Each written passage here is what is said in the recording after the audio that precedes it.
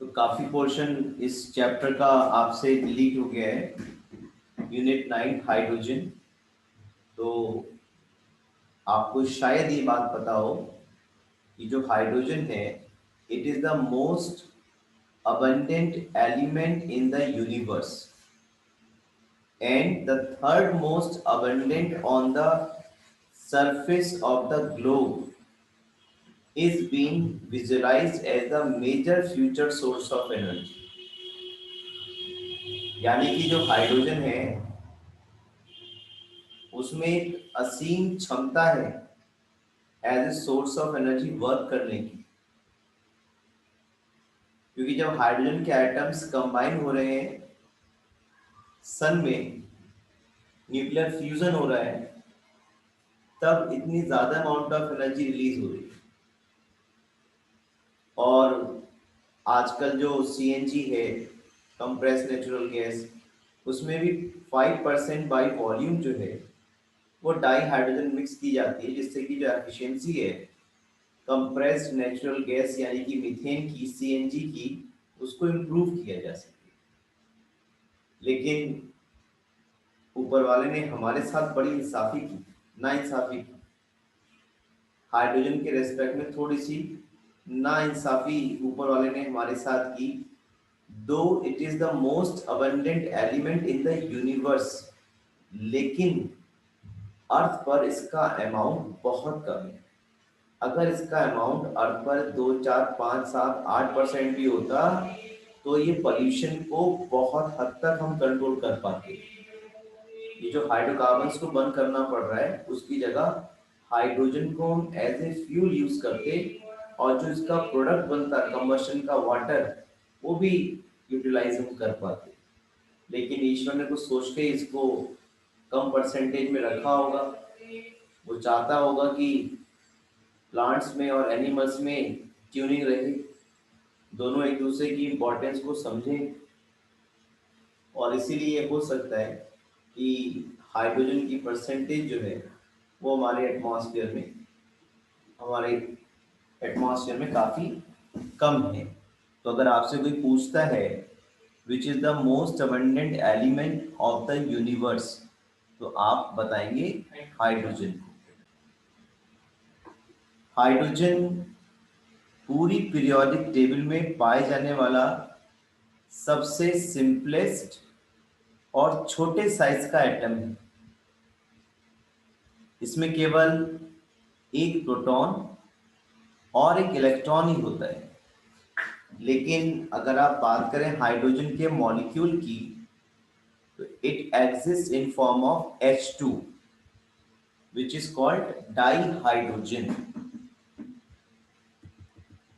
Position की अगर बात करें हाइड्रोजन की पीरियोडिक टेबल में, तो ये हमेशा से डिस्कशन का इशू बना रहा है। और हाइड्रोजन को ये नहीं समझ पाए हम लोग कि हाइड्रोजन को पीरियोडिक टेबल में रखना कहाँ चाहिए, कहाँ पर इसका जो प्लेस है वो मोस्ट सुटेबल है। तो ये मैंने आपको क्या कहा कि हाइड्रोजन की पोजीशन को हम अच्छे से नहीं समझ पाए, क्यों हाइड्रोजन को पीरियोडिक टेबल में कहाँ रखना चाहिए ये हम डिसाइड क्यों नहीं कर पा रहे हैं, या क्यों नहीं अच्छे से कर पाए हैं। तो उसकी कुछ वजह है। जैसे अगर हम बात करें कि जो हाइड्रोजन है वो कुछ सिमिलैरिटीज शो करता है with the group first member.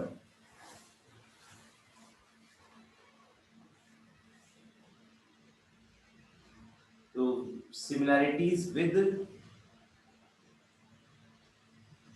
Alkali metals, आपको सभी को मालूम है ग्रुप वन के जो मेंबर्स हैं एक्सेप्ट हाइड्रोजन जो कि एक नॉन मेटल है, सभी एल्कली मेटल्स कहलाते हैं। मैं आपको उनका नाम देखो बता देता हूँ। फर्स्ट ग्रुप में कौन कौन से मेंबर्स हैं आपको याद भी होगा।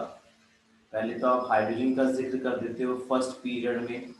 Then you have lithium, sodium, potassium, rubidium, caesium, francium, इस तरह से।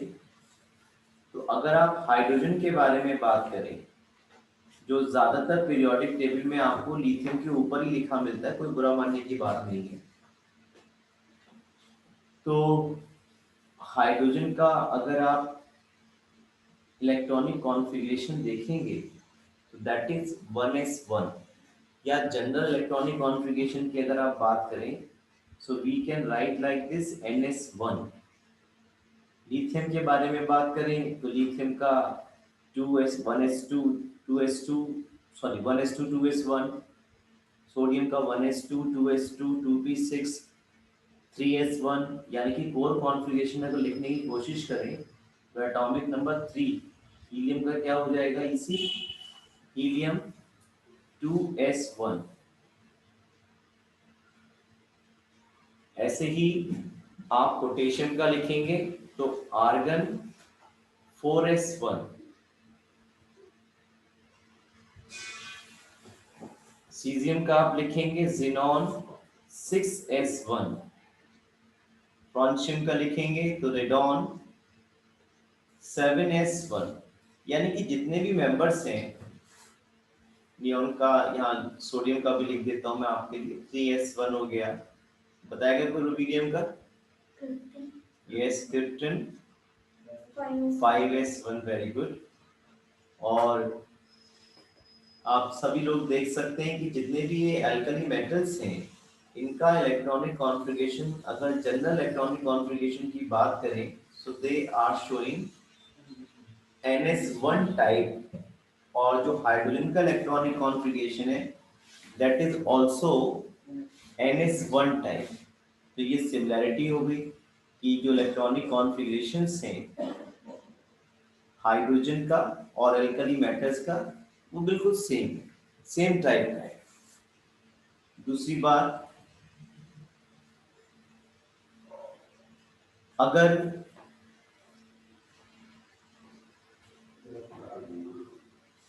ये अल्कली मेटल्स हैलोजन से कंबाइन करते हैं, जैसे मान लीजिए FCl में किसी से करें तो ये NaCl बन जाएगा, यानी कि हैलोजन से रिएक्शन कर सकते हैं। और हाइड्रोजन भी हैलोजन से रिएक्शन करके HCl यानी कि अपना रेस्पेक्टिव हैलाइड बना सकता है। जैसे सोडियम अगर रिएक्शन कर रहा है क्लोरीन से तो सोडियम हैलाइड बन गया, जिसको हम सोडियम क्लोराइड बोलते हैं।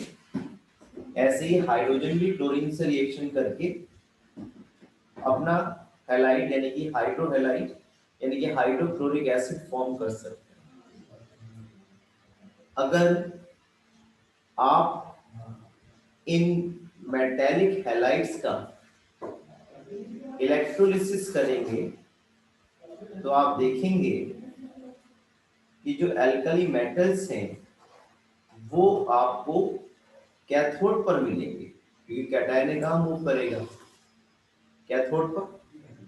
सिमिलरली जो हाइड्रोजन का हैलाइड है उसका अगर आप इलेक्ट्रोलिसिस करोगे तो जो हाइड्रोजन है वो भी कहाँ मिलेगा, कैथोड पर मिलेगा। ये भी इसकी सिमिलैरिटी हुई। और भी बात कर सकते हैं इसी तरह से। हम अगर बात करें हाइड्रोजन की सिमिलैरिटीज की विद हैलोजेंस, तो काफी रिजेम्बलेंस आपको मिलेगी देखने से। जिस तरह से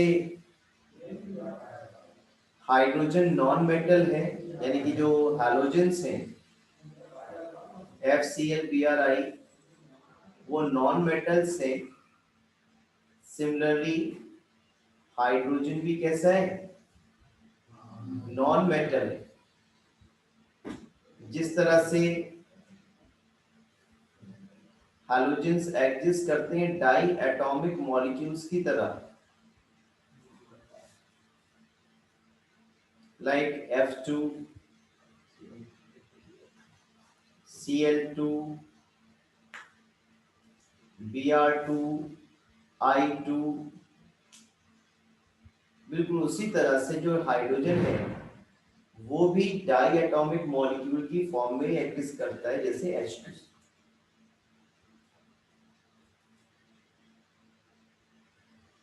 जिस तरह से कोई भी हैलोजन अगर एक इलेक्ट्रॉन गेन कर ले इन जनरल, तो वो noble gas type configuration attain कर लेता है। कोई भी हैलोजन का एटम अगर एक इलेक्ट्रॉन गेन कर ले तो वो noble gas type configuration attain कर लेता है। जैसे फ्लोरीन ने अगर एक इलेक्ट्रॉन गेन कर लिया, 9 एटॉमिक नंबर इसका है, और एक इलेक्ट्रॉन इसने गेन कर लिया, तो ये नियॉन वाला कॉन्फ़िगरेशन गेन अटेन कर लेगा, नियॉन जैसा। ऐसे ही क्लोरीन अगर एक इलेक्ट्रॉन गेन कर लेगा तो आर्गन जैसा, क्योंकि क्लोरीन में 17 इलेक्ट्रॉन्स होते हैं और एक इलेक्ट्रॉन गेन कर लिया तो 18 हो गए। इस तरह से या आर्गन का इसी आ गया, 10 का हो गया। बिल्कुल उसी तरह से हाइड्रोजन जब एक इलेक्ट्रॉन गेन करेगा तो ये भी नोबल गैस वाला कॉन्फ़िगरेशन यानी कि हीलियम जैसा कॉन्फ़िगरेशन जो है वो अटेन कर लेगा। एटॉमिक नंबर हीलियम कितना होगा? 2। तो ये भी सिमिलरिटी हो गई कि हैलोजेंस की तरह हाइड्रोजन भी एक इलेक्ट्रॉन गेन करके noble gas type configuration attain करता है। जिस तरह से हैलोजेंस एल्कली मेटल से रिएक्शन करके मेटल के हैलाइड्स बनाते हैं जो कि आयनिक नेचर के होते हैं, सिमिलरली हाइड्रोजन भी एल्कली मेटल से रिएक्शन करके उनके मेटल हाइड्राइड्स बनाते हैं जो कि मेटल हैलाइड्स की तरह आयनिक नेचर के होते हैं। इस NaH में जो Na है वो पॉजिटिव पार्ट है और H जो है वो नेगेटिव पार्ट है। अगर आप इनकी इलेक्ट्रोलिसिस करोगे तो Na पॉजिटिव कहाँ मिलेगा आपको, सॉरी Cl नेगेटिव कहाँ मिलेगा? एनोड पर। इसी तरह से जो H नेगेटिव वो भी कहाँ मिलेगा? एनोड पर। ये बिल्कुल हैलोजन जैसी प्रॉपर्टीज शो कर रहा है। तो इसीलिए काफी समय तक हाइड्रोजन की जो पोजीशन है उसके बारे में एम्बिग्यूटी बनी रही। और वैसे तो EC के बेस पर पूरी पीरियोडिक टेबल अरेंज की गई है, एटॉमिक नंबर की इंक्रीजिंग ऑर्डर पे अरेंज की गई है, तो उस हिसाब से तो हाइड्रोजन को फर्स्ट ग्रुप में आना चाहिए, कुछ प्रॉपर्टीज भी शो कर रहा है। लेकिन दूसरी बात ये भी आपने देखा होगा पीरियोडिक टेबल में कि जो सिमिलर प्रॉपर्टीज वाले एलिमेंट्स हैं they must fall in the same vertical column that is in the same group. तो उस हिसाब से ये हाइड्रोजन से भी रिजेम्बलेंस शो कर रहा है। तो बेस्ट तरीका क्या सोचा गया कि इस हाइड्रोजन को एज ए रेफरेंस एलिमेंट बिल्कुल सेंटर में रख दो, as a reference element periodic table में टॉप पर रख दो, जिससे कि कोई ये ना कहे कि भाई हाइड्रोजन ने जो था भाई एस ब्लॉक का ज्यादा पक्ष ले लिया और हैलोजेंस की तरह ज्यादा प्रॉपर्टी शो कर रहा है, उसके बावजूद भी जो एल्कली मेटल्स हैं उनकी तरफ जाके चला गया। ऐसा भी नहीं हो कि कहीं भी हैलोजेंस से ज्यादा प्रॉपर्टी शो कर रहा है लेकिन रखा जो है वो एल्कली मेटल्स के साथ है। तो इन सब बातों से बचने के लिए बेस्ट पोजीशन जो हाइड्रोजन की है उसे पीरियोडिक टेबल के मिडिल में टॉप पर रख दिया जाता है एज ए रेफरेंस एलिमेंट। देखिए एनसीईआरटी में इस बात को कैसे लिखा गया है, in spite of the fact that hydrogen to a certain extent resembles both with alkali metals and halogens, it differs from them as well। ये भी बात आप देख सकते हैं, एल्कली मेटल्स सब मेटेलिक नेचर के हैं, हाइड्रोजन अकेला नॉन मेटल। एक घर का बच्चा ऐसा जो दूसरों पे चला गया, thus it is unique in behavior and is therefore best placed separately in the periodic table। ठीक है, यूनिट 3 में इस बात का डिस्कशन किया गया है कि जैसे मैं बता रहा था आपको, इसको पीरियोडिक टेबल के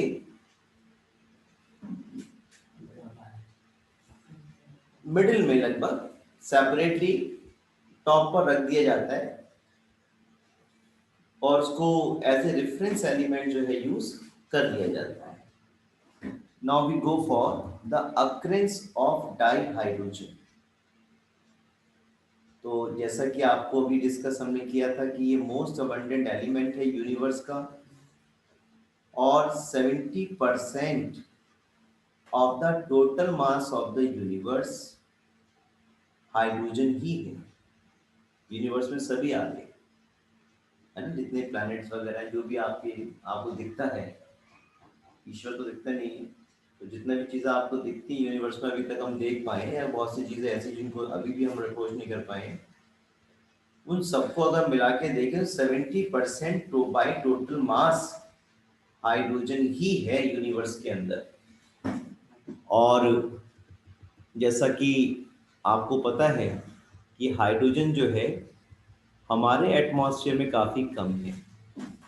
जो बड़े प्लैनेट्स हैं, giant planets like Jupiter, Saturn, consist mostly of hydrogen. However, due to its light nature, it is much less abundant, only 0.15% by mass in the Earth's atmosphere. Of course, in the combined form, it constitutes 15.4% of the Earth crust and the oceans. तो देखिए कितना कम है, 0.15% by mass. जैसे ईश्वर ने हमें 79% लगभग die nitrogen दिया by volume, 21% लगभग डाई ऑक्सीजन दिया बाई वॉल्यूम। तो अगर हमें कहीं 2-4% भी दे देता तो आज पोल्यूशन बहुत कम होता, या हो सकता था दूसरी बात हो जाती कि वाटर वेपर्स की अमाउंट बहुत ज़्यादा एटमॉस्फेयर में रहती जब हाइड्रोजन यूज करते तब, और रोज बारिश हुआ करती। तो हो सकता है यही सोच करके ईश्वर ने हाइड्रोजन हमें कम दी, मतलब मालूम था ये कार चलाएंगे, ये कार चलाएंगे जरूर, और इसलिए हमारे एटमॉस्फेयर में जो डाई हाइड्रोजन है वो काफ़ी कम परसेंट में बाई मास प्रेजेंट। हाँ, कंबाइंड फॉर्म में अगर आप देखेंगे अर्थ क्रस्ट पे पूरा अर्थ में, तो ये 15.4% हमको मिल जाता है। लेकिन अभी कंबाइंड फॉर्म में क्योंकि है, इसको निकालने के खर्चे बहुत ज़्यादा है। हमारे पास एक टॉपिक है यहाँ पर, हाइड्रोजन इकोनॉमी। तो हाइड्रोजन फ्यूल तो बहुत बढ़िया है, पोल्यूशन नहीं है, वाटर मिलेगा as a by product, main product, energy बहुत ज़्यादा रिलीज होती है, लेकिन उसके बावजूद भी इसे यूज नहीं कर पा रहे। क्यों? क्योंकि ये जो कंबाइंड फॉर्म में जो है ना, अर्थ क्रस्ट में 15.4%, इसको हमें डाई हाइड्रोजन वाली फॉर्म में लेना होगा, तब कहीं जा करके हम इसे कंबशन में यूज ले सकते हैं। तो वो कन्वर्ट करने के लिए, डाई हाइड्रोजन बनाने के लिए, प्योर डाई हाइड्रोजन बनाने के लिए कॉस्ट बहुत ज़्यादा आती है। गवर्नमेंट ने लॉकडाउन इसीलिए किया कि वो पूरी तरह से प्रिपेयर हो जाए, जो ऑक्सीजन की कमी ना रहे, क्योंकि इसमें कोविड में जो मेन प्रॉब्लम है वो यही है कि ऑक्सीजन डेफिशिएंसी हो जाती है, और तो ऑक्सीजन सप्लाई तो चाहिए होगी। ठीक है, अभी भी पेशेंट कोविड के अच्छे खासे निकल रहे हैं, खास करके एज ग्रुप में काफ़ी निकल रहे हैं। आज भी लोगों को दिक्कत हो रही है, ये ना समझा जाए कि बड़ा टल गई है, लेकिन हाँ, आज भी लोग दिक्कत में हैं और सिम्टम बिल्कुल वही है। तो इस तरह से जो कंबाइंड फॉर्म है उसमें एक तो बहुत अमाउंट में वाटर लिया जाएगा, है ना, आपको मालूम है 70% जो अर्थ है वाटर से ही ऑक्युपाइड है। तो in the combined form besides in water, water के अलावा it occurs in plants, animal tissues, carbohydrates, proteins, hydrides including hydrocarbons and many other compound. जितने भी पेट्रोल डीजल हम यूज कर रहे हैं सब में क्या है, हाइड्रोकार्बन्स तो है, कार्बन और हाइड्रोजन है। Now we go for isotopes of hydrogen. ये आप बचपन से पढ़ते आ रहे हैं, बचपन का मतलब है क्लास 8 से। बचपन का मतलब ये नहीं कि आप प्री नर्सरी से पढ़ते आ रहे हैं, किंडरगार्टन से आप पढ़ते आ रहे हैं। तो आइसोटोप्स के बारे में आपको मालूम है, atoms of the same element having same atomic number but different mass numbers, they are said to be isotope। तो उसमें 3 आइसोटोप्स है जिसके बारे में आप पहले से भी जानते हैं, protium 1H1, deuterium 1H2, tritium 1H3। तो जो प्रोटियम है उसको तो P से शो कर दिया जाता है, और जो ड्यूटेरियम है इसको कैपिटल D से, इसको हम हैवी हाइड्रोजन ही बोलते हैं। हैवी हाइड्रोजन इसलिए बोलते हैं क्योंकि इसमें जो एटॉमिक मास है वो 2 है। देन ट्रिटियम, और आप देखेंगे इनमें से सबसे ज्यादा जो परसेंटेज है हमारे एटमॉस्फेयर में वो प्रोटियम की ही है। ठीक है, एक साइंटिस्ट हुए हेरोल्ड सी यूरे, एक अमेरिकन साइंटिस्ट हैं, थे मतलब, इनको नोबेल प्राइज मिला for separating hydrogen isotope of mass number 2 by physical methods. जो नेचर में एटमॉस्फेयर में हाइड्रोजन अवेलेबल है उसमें तीनों आइसोटोप्स हैं, प्रोटियम भी है, ड्यूटेरियम भी है, ट्रिटियम भी है, लेकिन सबसे ज्यादा जो परसेंटेज है वो किसकी होगी, प्रोटियम की होगी। जो टेरेस्ट्रियल हाइड्रोजन है उसमें लगभग 0.015% जो है वो ड्यूटेरियम प्रेजेंट रहती है in form of H D. इसमें एक एटम प्रोटियम का है और एक एटम किसका है, ड्यूटेरियम का है, तो एच डी इसको बोल दिए। हाई डेफिनेशन आप ना समझें कि जैसे आजकल आपके डिश आ रही है एच डी, वो ना समझिए। यहाँ एच डी में एक हाइड्रोजन जो है वो प्रोटियम का है और एक जो एटम है वो किसका है, ड्यूटेरियम का है। तो जनरली जो हाइड्रोजन है प्रोटियम वाला उसको एच से रिप्रेजेंट हम कर दिया करते हैं। तो the tritium concentration is about 1 atom per 10 raised to the power 18 atoms of protium। यानी कि जो एटमॉस्फेयर में डाई हाइड्रोजन है हमारे पास, उनके अगर 10 रेज़ टू पावर 18 एटम्स हैं हाइड्रोजन के, तो उसमें केवल एक एटम जो है वो ट्रिटियम का रहेगा। यानी कि अगर आपसे कोई पूछता है which is the least abundant isotope of hydrogen, तो वो ट्रिटियम रहेगा, और ये रेडियो एक्टिव नेचर का है, और इसकी हाफ लाइफ पीरियड 12.33 ईयर्स है, और ये लो एनर्जी वाले बीटा पार्टिकल्स को एमिट करता है। तो क्वेश्चन आया है ये जेई वगैरह में, what type of particles are emitted by tritium, तो कौन से, low energy beta particle. Option 4 थे वहां पे, low energy beta particle, high energy beta particle, कुछ और भी दो ऑप्शंस थे। तो आप बताएंगे लो एनर्जी बीटा पार्टिकल जो है वो ये एमिट करता है, और इसका हाफ लाइफ पीरियड जो है वो इतने ईयर्स रहता है। कुछ प्रॉपर्टीज को इस टेबल में भी समराइज किया गया है, जैसे हम देख सकते हैं कि जो इसकी परसेंटेज है हाइड्रोजन की वो लगभग 99.98% है, ड्यूटेरियम की काफ़ी कम है 0.015, और इसकी तो बहुत ही कम है 10⁻⁻15। एटॉमिक मास की हम बात करें तो हाइड्रोजन का 1.008, ड्यूटेरियम का 2.014, ट्रिटियम का 3.016, इस तरह से। मेल्टिंग बॉइलिंग पॉइंट काफ़ी कम होते हैं, डेंसिटी भी काफ़ी कम है, एंथैल्पी ऑफ फ्यूजन वेपोराइजेशन काफ़ी कम है, तभी गैसेस फॉर्म में रहते हैं। जो बॉन्ड डिसोसिएशन एंथैल्पी है वो ठीक ठाक है भाई। छोटे एटम्स हैं, H सिंगल बॉन्ड H कितना 435.88 किलो जूल पर मोल, ठीक ठाक है, अच्छा खासा अमाउंट है किसी बॉन्ड को तोड़ने के जो रिक्वायर्ड अमाउंट ऑफ एनर्जी चाहिए। इंटरन्यूक्लियर डिस्टेंस शॉर्ट है, 74.14 पिकोमीटर है, और ड्यूटेरियम में भी सेम ही है, देख रहे हैं आप। आयनाइजेशन एंथैल्पी बहुत ज़्यादा है 1312, काफ़ी ज़्यादा अमाउंट ऑफ एनर्जी हमें देनी पड़ेगी। इलेक्ट्रॉन गेन एंथैल्पी -73, टेंडेंसी तो है इलेक्ट्रॉन को गेन करके noble gas type configuration attain कर लेगी, और जो कोवेलेंट रेडियस है वो 37 पिकोमीटर है। तो ये सारी प्रॉपर्टीज जो है, एनी रेडियस देखेंगे तो आपका H नेगेटिव है, जब इलेक्ट्रॉन गेन कर लेगा तो 208 pm हो जाएगा। तो जैसा आपको मालूम है जितने भी एनाइंस होते हैं उनकी जो रेडियस है वो पेरेंट एटम से हमेशा ज्यादा होती है। तो वही यहाँ पे आपको देखने को मिल रहा है कि जो हाइड्रोजन की कोवलेंट रेडियस है, पेरेंट एटम की रेडियस है, उसके मुकाबले जो आयन है उसकी रेडियस काफी बढ़ गई है। ठीक है,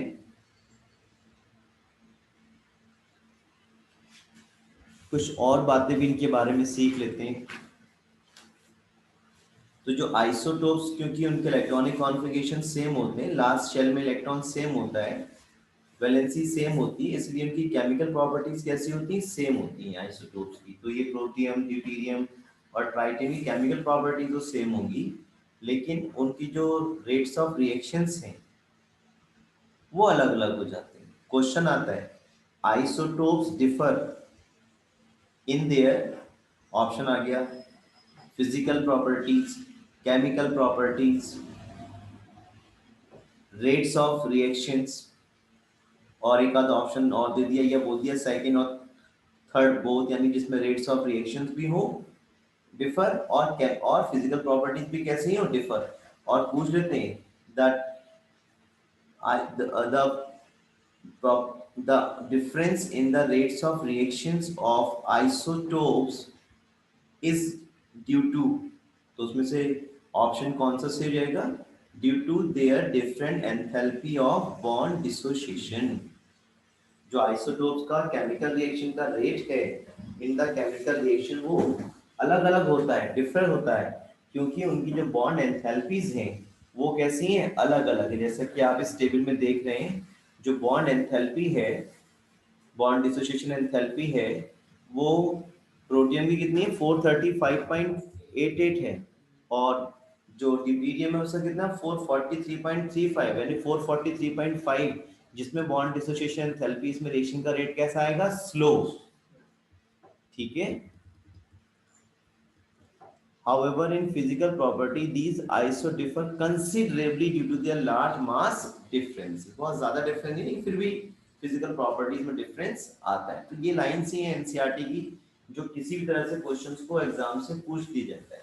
अब जो बच्चे एनसीईआरटी की लाइंस को नहीं पढ़ते, पढ़ते समय सोचते हैं कि हाइड्रोजन तो बहुत इजी चैप्टर है, हमें तो थर्मोडायनामिक्स और इक्विलिब्रियम पे फोकस करना है, रिडॉक्स में फोकस करना है, यूनिट 4 पे करना है, स्टेट्स ऑफ मैटर पे करना है, थर्मोडायनामिक्स पे करना है, ऑर्गेनिक पे करना है, और इसको डायरेक्टली लेते हैं तो उनको बहुत दिक्कत होती है, क्योंकि एक एक क्वेश्चन वहां पर इंपॉर्टेंट है।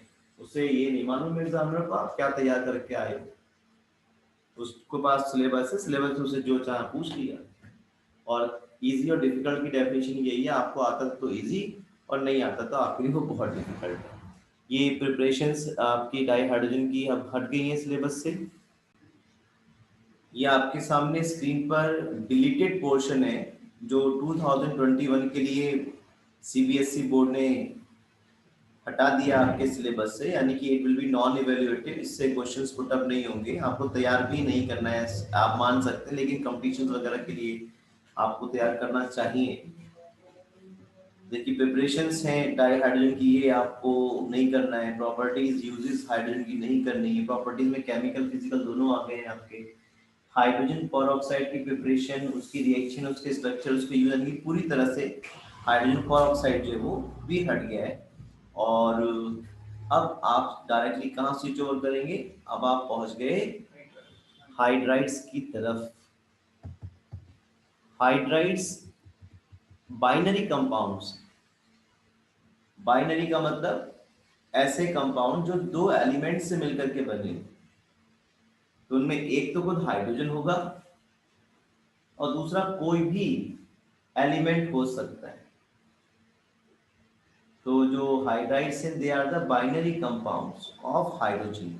बाइनरी कंपाउंड ऑफ हाइड्रोजन बोलते तो एक तो पक्का कर लिया कि हाइड्रोजन ही होगा, और दूसरा कोई भी एलिमेंट हो सकता है। तो आप देखेंगे कि जो हाइड्रोजन है वो डिफरेंट रिएक्शन कंडीशंस में लगभग जितने भी एलिमेंट्स पीरियोडिक टेबल में प्रेजेंट हैं एक्सेप्ट नोबल गैसेस, लगभग सभी से रिएक्शन कर देते हैं।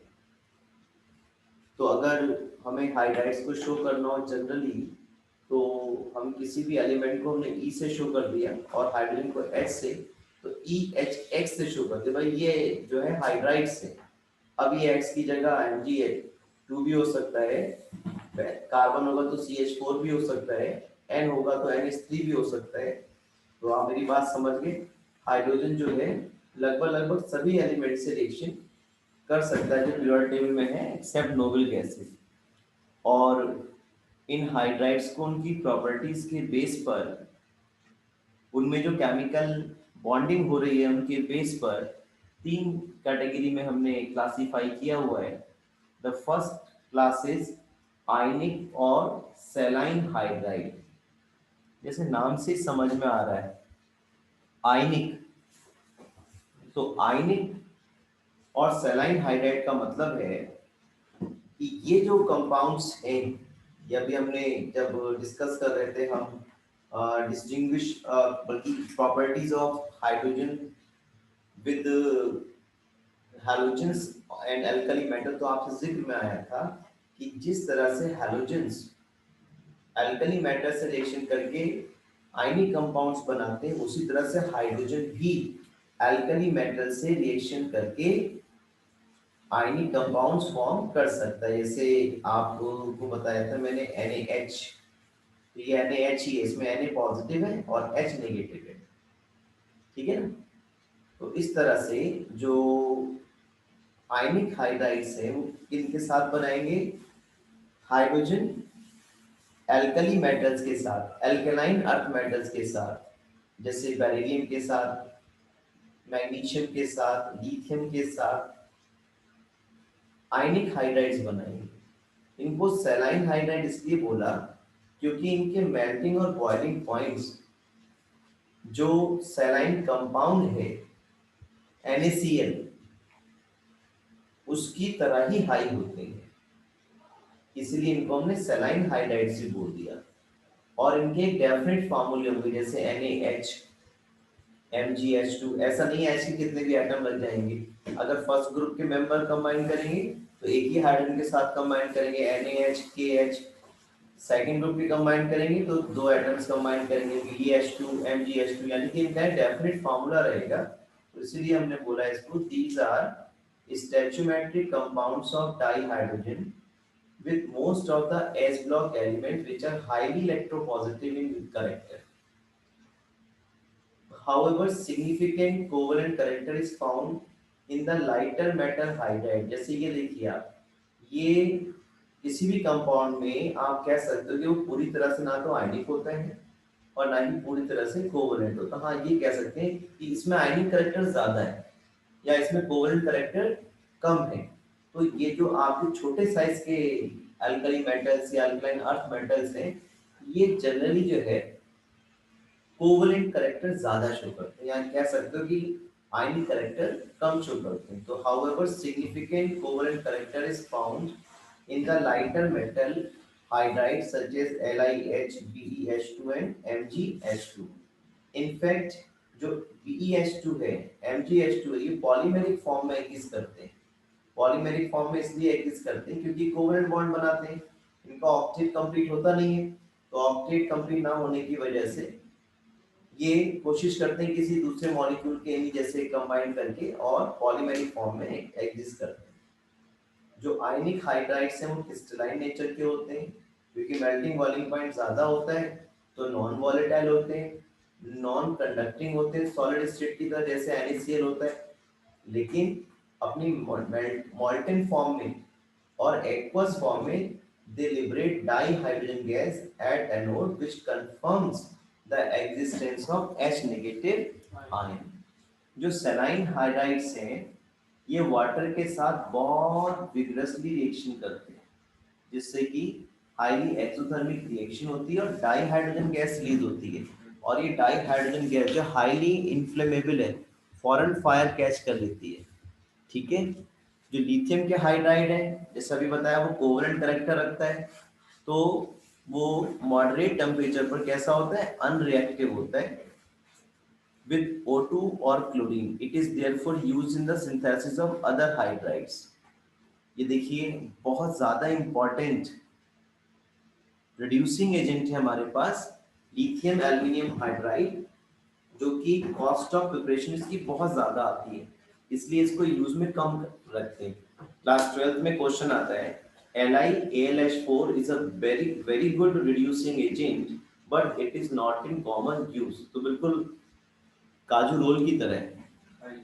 हाँ, 1200 रुपए किलो का है, अच्छा है, अब भाई रोज को ना खाया जाएगा। या कमर्शियल प्रिपरेशन में कोई ना यूज करेंगे लिथियम एल्युमिनियम हाइड्राइड को एज ए रिड्यूसिंग एजेंट, पता चला जो कंपाउंड बना रहे हैं उसकी कॉस्ट ऑफ प्रिपरेशन बहुत ज्यादा आ गई, मार्केट में बिक ही नहीं रहा है, इतना महंगा हो गया।